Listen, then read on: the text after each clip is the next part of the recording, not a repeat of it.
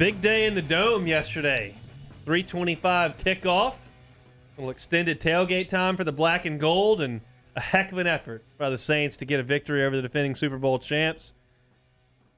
Move within a half game of first place in the NFC South with the win over the Tampa Bay Bucks. 36-27 the final.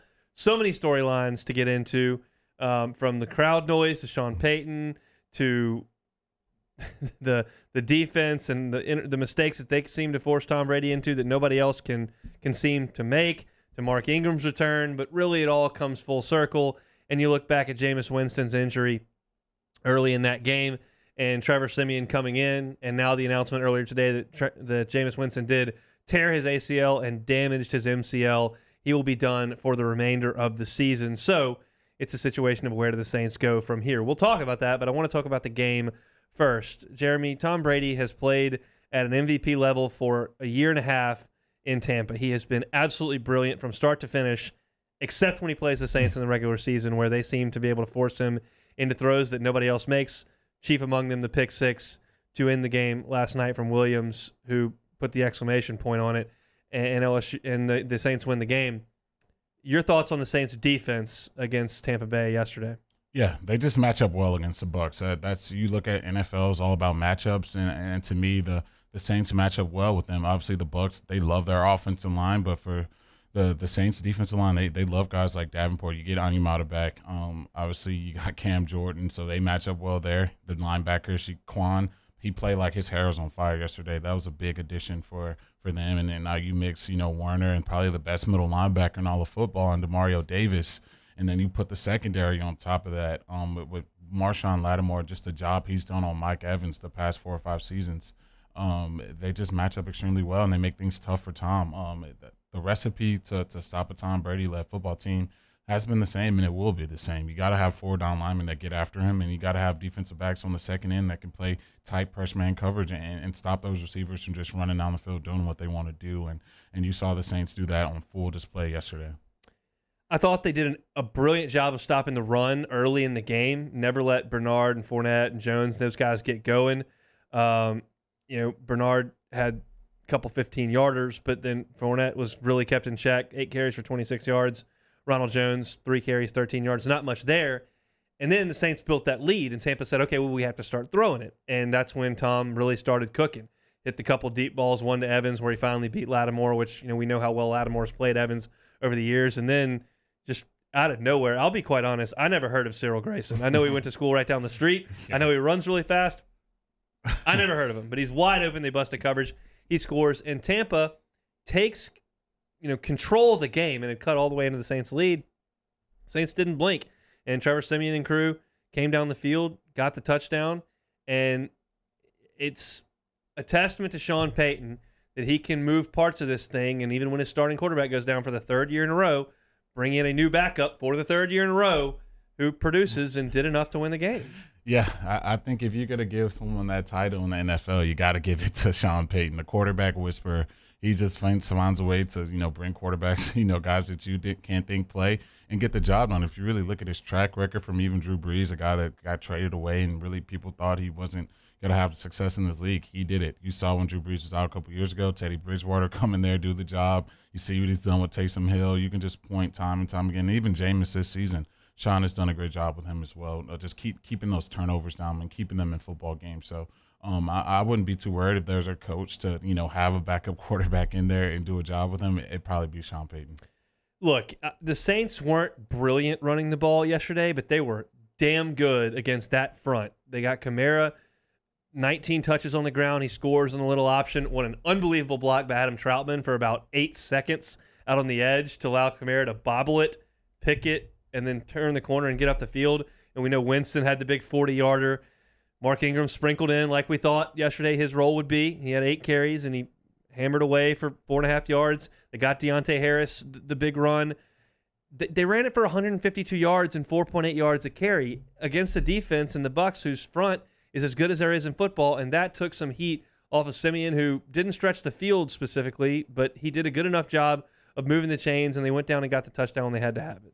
Yeah, and if you ask any NFL coach, any offensive coordinator, any offensive mind, They tell your quarterback's going to throw for 5 yards of completion. You just say, no, we don't want that. That's not very good. That's not what you want to see. But when you got the run game going, you can get away with doing stuff like that, especially when you don't turn the football over. And so I think Sean Payton's going to continue the recipe that he started this season with, and that's we're going to run the crap out of this football, which is why you bring in a Mark Ingram to get more of those touches off in the run game, and then we're going to mix play action. And they're going to feel really comfortable with themselves, especially if their defense shows up and plays the way they do week in and week out. Probably wouldn't have guessed if I'd have told you in early August that in the first huge showdown with the Bucs that the Saints would rely on Kevin White for a big 38-yarder, and their touchdown throw would be to Alex Armah for a yard. I'm thinking a little bit more, Michael Thomas might be involved in some of that. Yeah. Able to get Traquan. No. We're going to go with Alex Armah and Kevin White for two of the biggest plays of the game, but they got it. And then the touchdown, the pick six at the end by P.J. Williams. That's a time where we thought the Saints scored too early. Everybody's kind of up in arms. They threw the ball early in the clock and allowed the time that because Brady was playing so well.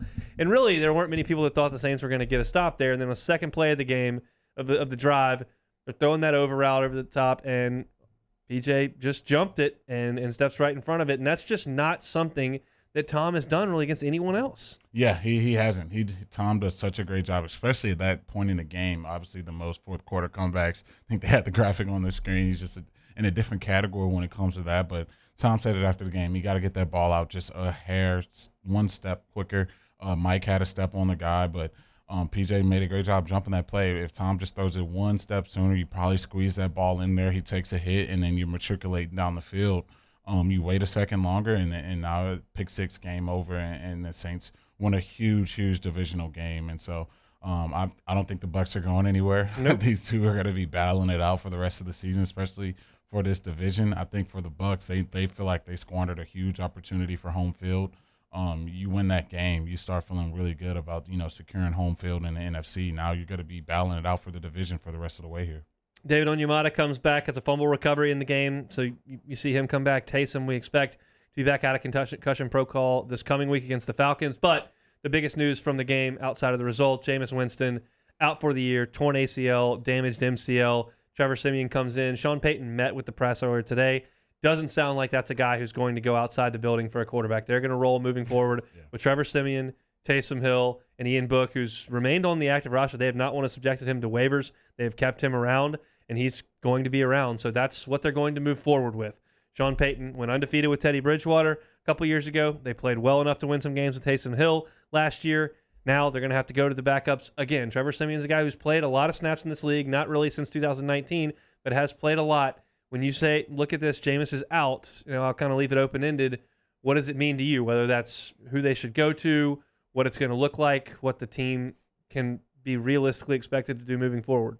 Yeah, I think you just continue the same recipe you had. Obviously, Jameis probably has a bigger arm than the other guys you have on the roster, but I think you continue to do what you've been doing all season. That's running the ball and playing really stout defenses and enforcing turnovers. And I think that's going to be the recipe for success for the Saints team this year. To sit there and ask, Siemian or Book or even Taysom to throw 55 and 60 times in a game. I think you'd be setting yourself up for disaster. So I think Sean Payton has the recipe. He's been doing it, since his tenure in New Orleans. And I think that's exactly what they continue to do for the rest of the season. So we got a question from Egoat in the chat. It says, do you like the Saints play calling on the Saints' last drive, especially under 2 minutes? As you look at it, the interception for a touchdown swelled it from 2. So it's a 2-point lead. And I think what Sean's thinking on that last drive is, I don't want to give Tom Brady the ball back. Mm-hmm. I don't trust my defense. He's shredding us. He's hitting deep balls. He's in the zone. I don't want him having a chance to win this game. If I go score a touchdown, he's cooked. And so they're trying to throw the football to do that because they didn't think they could run it to do it. It's a very high-risk play, very high-reward play. That's the way Sean Payton has lived, and that's the way he did it. I can certainly get on board with both sides. So it's one of those where I realize that we're in here to create a little bit of discussion, a little interest, a little controversy. I don't think either one is definitely right or definitely wrong. I will tell you this. What he did there by throwing the football, even though he threw 2 incompletions, is what he does. So he didn't deviate from who he is as a play caller. Now, that's usually with number 9 under center, and this is Trevor Siemian, so I understand that they're different. But that's who Sean Payton is. I'm going to go win this damn game. Not like, let's run some clock and try to stop Brady at the end. Let's go win it. And so that's who he is. So I have a hard time faulting him, even though if you tell me you can't do that, you got to run the clock, I can agree with it. Yeah, anyone with a brain who's watched enough football and seen the work that Tom Brady's done throughout his career, you give him that much time, you're in trouble. Yep. You're probably going to be in a ton of trouble. So for Sean Payton, that on the other side, you got to go up by 6 or 7 or 8. You have to. You can't just let them drive down to the 35 and kick a field goal and you're sending home with the loss. That's what everyone thought. I thought that everyone said, yeah, the Saints are about to win. I was like, that is way too much time for Tom Brady. Obviously, you throw the big interception, which you probably couldn't have predicted, but I have no issues with any coach going for the win. It's so hard to win. You have a chance to, throw that knockout blow. You got to do it because you don't want to give that guy too much time to just trickle down and kick a field goal. Huge embrace from Dennis Allen and Sean Payton after the interception. I cannot say enough about what Dennis Allen has done with this defense. The parts continue to move. You've got injuries. You've got guys playing less than 100%. You're signing guys. They're coming in late, and they continue to put a great product on the field. And yesterday, against an offense with as many playmakers as they have, and Gronk goes out, and Brown's out, they still got a bunch of dudes out there, and you saw them hit some big plays, but the Saints D has been really good this year. Oh, yeah. I mean, look at what the job they did on Rodgers the first game of the year. The job they did on Tom, especially when the game mattered and they needed those jobs to, kind of take the lead and put that thing away. They came up and got huge stops, and I think that's going to be this team's calling card, just playing, stout, sound defense, making it tough, making it ugly. And they got some dudes over there, man. You look at Lattimore, he's probably, top tier at cornerback. You look at DeMario, he's probably, to me, you can make a case for him being the best middle linebacker in football. And then you look at that defensive line, they've had guys step up and play huge. So I think this defense is definitely underrated. They're not getting the buzz, and especially the national pub buzz that, some, great defense should be getting. But they're going to continue to fight and battle week in and week out. And I'm excited to see how they continue this play.